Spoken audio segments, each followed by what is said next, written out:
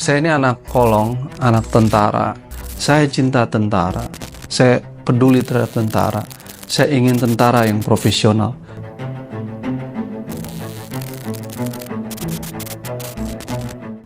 Ada dua alasan utama mengapa saya memiliki ketertarikan untuk mengawasi, memperhatikan isu-isu terkait dengan reformasi TNI, intelijen, dan reformasi sektor keamanan.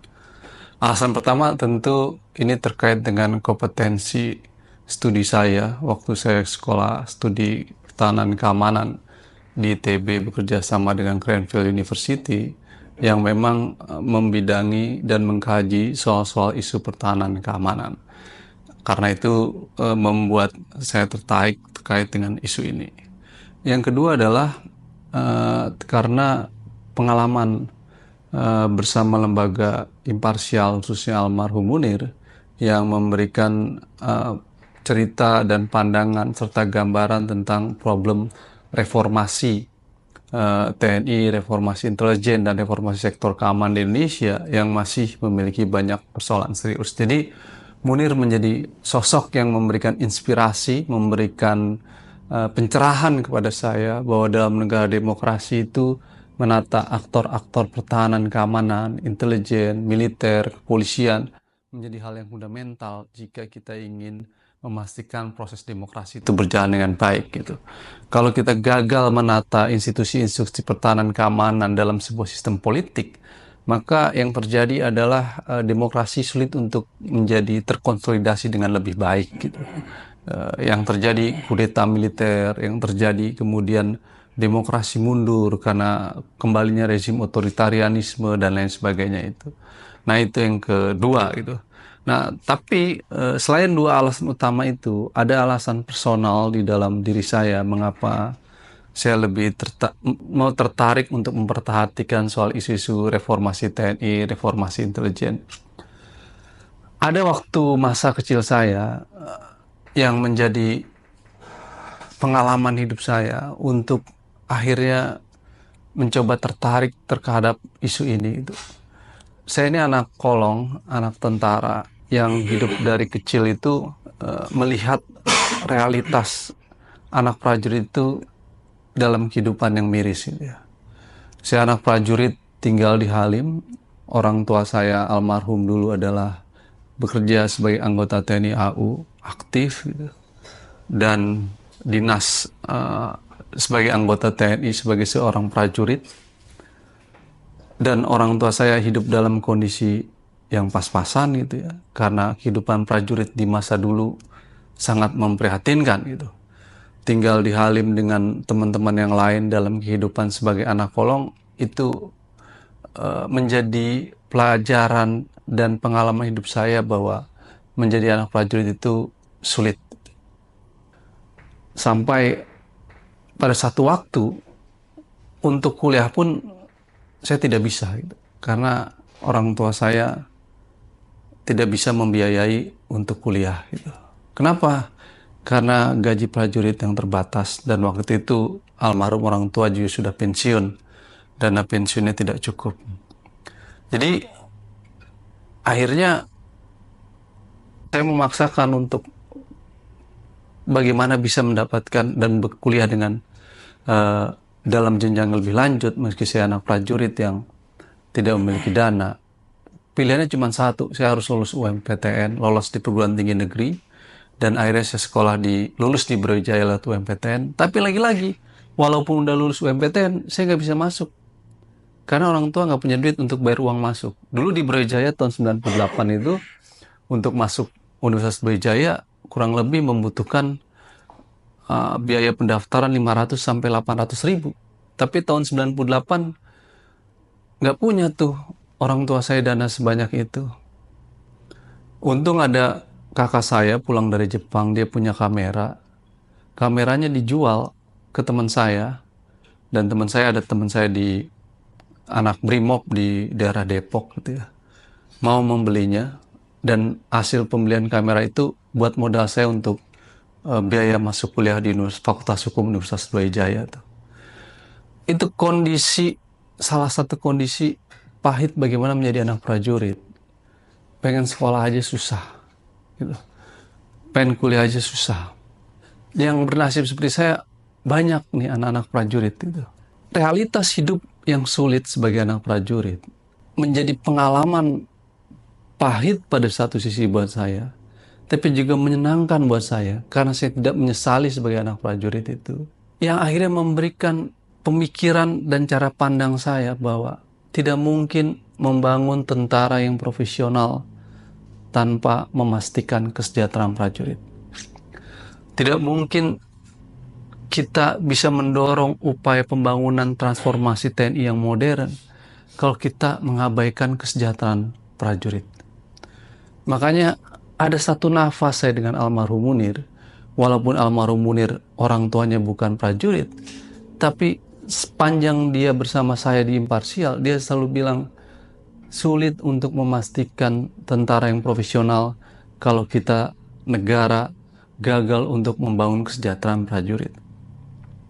Itu pesan almarhum Munir. Yang kemudian ketika Undang-Undang TNI dibuat pada tahun 2004, salah satu pasal yang didorong almarhum Munir adalah memasukkan isu tentang kesejahteraan prajurit di dalam Undang-Undang TNI 34 2004. Dan tercantum itu di dalam Undang-Undang TNI 34 2004 bahwa negara wajib untuk memberikan kesejahteraan prajurit. Jadi itu awal mula mengapa saya tertarik dengan isu pertahanan keamanan.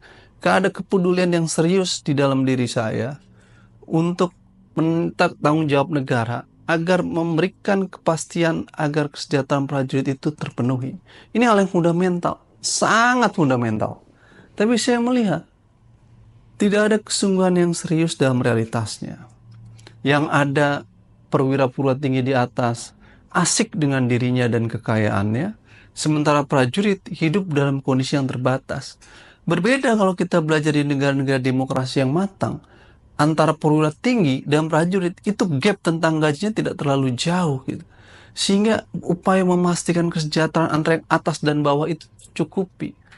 Di kita ada gap dalam level itu. Oleh karena itu, pikirkanlah para prajurit-prajurit, para tamtama, bintara tentang kesejahteraan mereka, perwira menengah. Mereka dalam situasi hidup yang prihatin. Konsekuensinya kita harus memastikan kesejahteraan prajurit.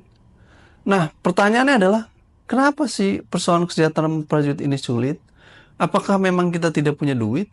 Ataukah kita punya duit, tapi duit korupsi, duit sektor pertahanannya dikorupsi gitu. Duit anggaran untuk pertahanannya dikorupsi.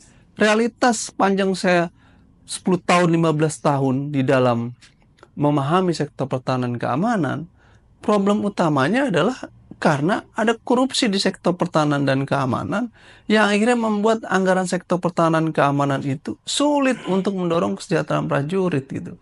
Bagaimana kasus soal dana Asabri, bagaimana kasus soal pengadaan alutsista, bagaimana soal kasus-kasus lain dalam pembelian-pembelian persenjataan, mulai dari Sukhoi, soal-soal skandal tank dan lain sebagainya, itu memperlihatkan bagaimana soal anggaran sektor pertahanan menjadi bancakan politik oleh para elit gitu. Dugaan-dugaan permainan antar parlemen dan pemerintah dalam memainkan pembelian-pembelian alutsista itu akhirnya membuat anggaran sektor pertahanan itu tidak sampai menetes kepada para prajurit karena hanya dikorupsi oleh segelintir kelompok. Itu yang terjadi di masa lalu dan potensial terjadi di masa depan juga masih tinggi. Kenapa? Karena lembaga-lembaga seperti KPK sulit dan tidak bisa menjangkau mereka dengan alasan rahasia negara, dengan alasan yurisdiksi peradilan militer. Walau Mahkamah Konstitusi sudah memutuskan KPK sekarang bisa masuk di sektor pertahanan. Kita tunggu keberaniannya. Kita membutuhkan good governance, pemerintahan yang bersih di sektor pertahanan keamanan, agar dana-dana itu bisa dialokasikan dengan baik sehingga berkontribusi buat kesejahteraan prajurit itu. Nah, Undang-Undang TNI dalam konteks revisi yang kemarin justru tidak membangun ruang diskusi tentang hal itu gitu. Justru tidak memberikan ruang argumentasi yang kuat dalam revisi bagaimana memastikan kesejahteraan prajurit. Enggak gitu. Enggak ada pasal tentang kesejahteraan prajurit yang menjadi pasal dalam diskursus tentang revisi Undang-Undang TNI. Harusnya itu menjadi bagian yang penting bagaimana mencari solusi dalam membangun kesejahteraan prajurit. Jadi, saya ingin katakan justru kita yang menyoroti Undang-Undang TNI melihat hal-hal yang fundamental dalam membangun tentara yang profesional. Salah satunya memastikan kesejahteraan prajurit itu tidak terjadi. Lalu kemudian ada argumen menyatakan bahwa tentara harus seperti masa lalu berbisnis dalam bentuk yayasan. Apakah yayasan-yayasan bisnis militer pada masa Orde Baru cair dan mengalir ke para prajurit? Tidak. Saya rasakan itu. Saya anak prajurit. Yayasan-yayasan itu hanya dikelola oleh segelintir mereka yang ada di atas dan punya kekuasaan power di TNI pada masa itu. Sementara prajurit hidup dalam kesusahan. Jumlah yayasan-yayasan itu jumlahnya triliunan. Tapi mana? Nggak ada mengalir ke bawah. Saya untuk kuliah aja harus menjual kamera kakak saya supaya bisa kuliah. Setelah itu saya harus dapat beasiswa. Ya alhamdulillah di Brawijaya setiap semester saya dapat beasiswa untuk hidup dan kuliah saya. Meski masih dibantu oleh kakak dan orang tua saya. Artinya, keprihatinan hidup saya sebagai seorang prajurit lah yang membuat saya care dan peduli terhadap pembangunan militer yang profesional. Saya cinta tentara, saya peduli terhadap tentara, saya ingin tentara yang profesional, saya tidak ingin tentara yang berpolitik, saya juga tidak ingin tentara yang berbisnis. Karena pada akhirnya bisnis tentara bukan untuk para prajurit kok, untuk para elit. Ketika tentara berpolitik, juga yang diuntungkan bukan para prajurit, yang diuntungkan hanya segelintir mereka-mereka yang punya power di dalam tubuh TNI. Jadi dalam konteks itu,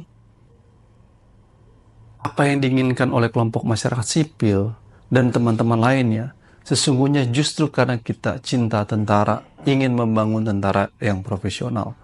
Apa yang dilihat dalam Undang-Undang TNI 34 2004 itu sama sekali tidak memberikan ruang yang baik untuk membangun tentara yang profesional. Yang terjadi adalah terdapat beberapa persoalan dalam revisi Undang-Undang TNI 34 2004. Jadi saya ingin tekankan revisi Undang-Undang TNI 34 2004 sama sekali tidak membahas ruang untuk membangun kesejahteraan prajurit. Enggak. Justru yang terjadi adalah memundurkan, justru yang terjadi adalah persoalan-persoalan yang muncul dari revisi tersebut. Gitu.